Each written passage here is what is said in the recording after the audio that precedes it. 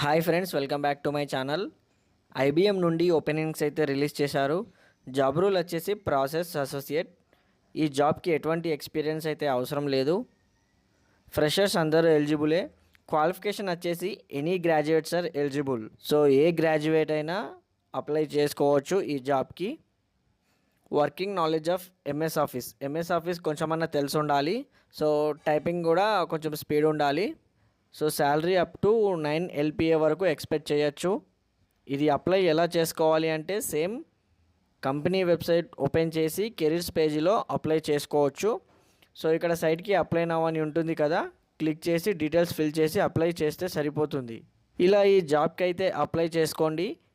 ఎవరైతే జాబ్ సర్చింగ్లో ఉన్నారో వాళ్ళకు కూడా ఈ వీడియో షేర్ చేయండి. Thank you.